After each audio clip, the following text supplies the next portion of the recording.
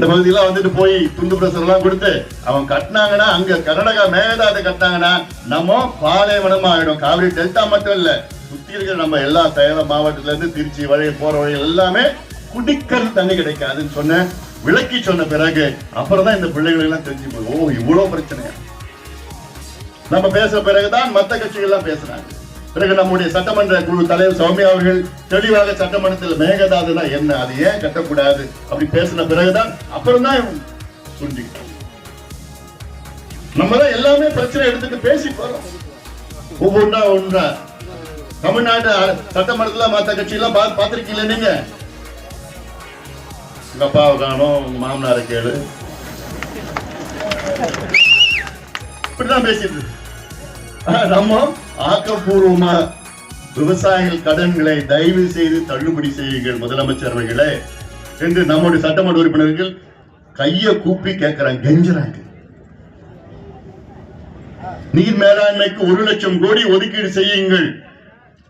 ஏதேதோ திட்டத்திற்கு நீங்கள் ஒதுக்கீடு செய்கிறீங்களே காசு நிதிய, நமக்கு வருகின்ற தலைமுறைகள் அடுத்த 50 ஆண்டு அடுத்த 100 ஆண்டுகள் தமிழ்நாட்டில் உள்ள தலைமுறைகள் மகிழ்ச்சியோடு வாழ வேண்டும் என்றால் இன்று நீங்கள் 1 லட்சம் கோடி நீர் மேலாண்மை திட்டத்திற்கு ஒதுக்கீடு செய்யுங்கள்.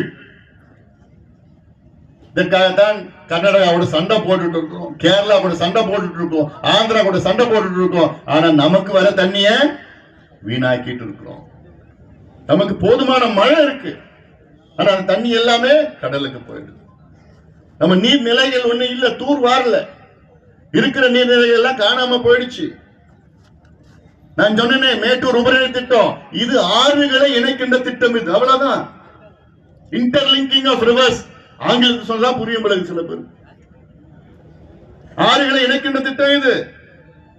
இது சும்மா ஏதோ கடல்ல போற சரபங்கா ஆறு, திருமணி முத்தாறு, வசிஷ்ட நதி, தென்பெண்ணை பாலாறு இணைக்கின்ற திட்டம், பாலாறு செய்யார் இணைக்கின்ற திட்டம், காவிரி குண்டார் இணைக்கின்ற திட்டம், காவிரி கரூர்ல காவிரி அங்க ஒரு காவாய் மூலமா போயிட்டு அது வெள்ளாறுன்னு இருக்கு புதுக்கோட்டையில, அதுல இணைச்சு பிறகு அங்க இருந்து ராமநாதபுரத்துல வைகை ஆறு இருக்கு, வைகை ஆத்தை இணைச்சு அந்த வைகை ஆத்துல இருந்து குண்டார் விருதுநகர் மாவட்டத்தில் இருக்கு, குண்டாரை இணைக்கிற திட்டம், தாமிரபரணி நம்பியாறு கோரையாறு எலுமிச்சாறு இதெல்லாம் இணைக்கின்ற திட்டம். இதுல முதலீடு பண்ணுங்க, இதுல காசை போடுங்க. தேவையில்லாம எதுக்கு காசை போட்டுட்டு இருக்கீங்க?